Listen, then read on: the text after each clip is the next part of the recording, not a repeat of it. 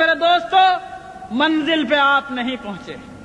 اگر آپ نے چاہا کہ بس ایک بل پاس ہو گیا، خواب خرگوش کے مزے لو، سو جاؤ، تو یہ غفلت آپ کو بہت نقصان پہنچائے گی۔ جو مخالف قوتیں ہیں وہ بہت منظم، بہت متحرک اور بہت سرگرم عمل ہے۔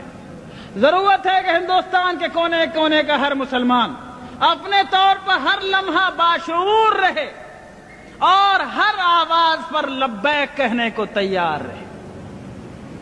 دوسری ضرورت اس بات کی ہے لوگوں کہ دین یا کوئی راستہ، آپ کے ہاں سروے میپ چھپتا ہوگا، اگر کبھی 100 برس پرانا سروے میپ آپ نے دیکھا ہو، بہت سی روڈ، بہت سی سڑکیں اس میں دیکھیں گے آپ۔ آج تلاش کریں گے وہ سڑک نہیں ملے گی، وہ ڈیڈ روڈ ہو گئی۔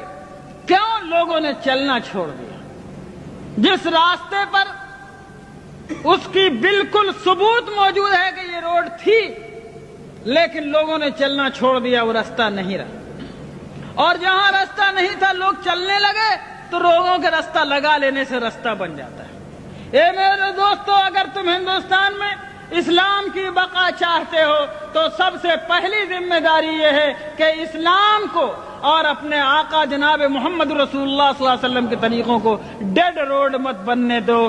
یعنی اس پر اگر تم چلنا چھوڑ دو گے تو کسی سرکار کو ضرورت نہیں ہے اس کو بند کرنے کی، خود بخود بند ہو جائے گا۔ اگر مسلمانوں نے یہ فیصلہ کیا کہ شریعت کو ہم اپنی زندگی پر جاری اور نافذ کریں گے اور اللہ کی شریعت کو ہم اپنے اوپر لاگو کریں گے، اگر ہم سرکار کے دباؤ کے بغیر، کسی گورنمنٹ کی طاقت کے بغیر، کسی پولیس کی لاٹھی کے بغیر، چونکہ ہم مومن ہیں اس لیے ہم اللہ کے حکم پر چلیں گے، ہم نکاح میں وہ طریقہ اختیار کریں گے جو اللہ نے بتایا۔ ہم وراثت بانٹیں گے، یہ نہیں ہوگا کہ بہن کا حق مارا جائے گا۔ کوئی تھوڑی بہت معمولی کھیت کی زمین ہے تو بٹ جائے گی، لیکن باپ کی دکان دبئی میں تھی تو یہ نہیں بٹے گی۔ اور شہر میں مکان تھا، مدراس میں اور پٹنہ میں اور دلی میں، تو وہ نہیں بٹے گا، اس میں بہن کو حق نہیں ملے گا۔ غلط بات ہے۔ اگر تم نے اپنے ہاتھوں سے خود شریعت کو چھوڑا تو کوئی تمہاری شریعت کی حفاظت نہیں کر سکتا۔ اگر شریعت تمہاری زندگی میں چالو رہی، تم شریعت پہ عمل کرتے رہے، تو شریعت کو انشاءاللہ کوئی نہیں مٹا سکتا، اس کا بھی عہد کیا جا سکتا ہے، کوئی طاقت نہیں مٹا سکتا۔ بس پہلی ذمہ داری یہ ہے کہ لوگوں جس طرح نماز کو ضروری جانتے ہو، لوگوں جس طرح روزے کو ضروری سمجھتے ہو، زکوٰۃ نکالنا ضروری ہے، حج نکالنا ضروری ہے، حج کرنا ضروری ہے، اسی طرح لوگوں اللہ کی شریعت کو جہاں تک ممکن ہو اپنی زندگی میں جاری کرنا ضروری ہے۔ ٹھیک ہے، ہندوستان کے حالات میں ہم حدود و قصاص جاری نہیں کر سکتے، ہمارے اندر اس کی استطاعت و طاقت نہیں ہے، لیکن ہم قانون نکاح، قانون طلاق، قانون فسخ، قانون وصیت، قانون ولایت، قانون وراثت وغیرہ دوسرے معاملات میں اللہ کی شریعت کو ہم اپنے اوپر جاری کرنے کی طاقت رکھتے ہیں، وہاں پر ہم کو جاری کرنا ہوگا۔ سنو لوگوں، اللہ تعالیٰ نے ہم کو اتنے کا مکلف بنایا ہے جتنے کی ہمارے اندر طاقت ہو، اس میں کوتاہی کریں گے تو پکڑے جائیں گے۔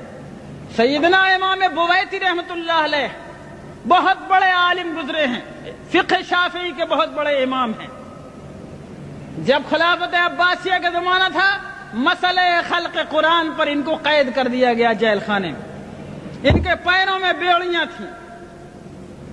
جب جمعے کا دن آتا، جمعے کی اذان کے وقت اپنے جیل خانے کی کوٹھری سے گھسٹتے گھسٹتے زمین پر نکلتے اور مین گیٹ تک جیل کے پہنچتے، سارا بدن لہو لہان ہو جاتا، خون سے بھر جاتا۔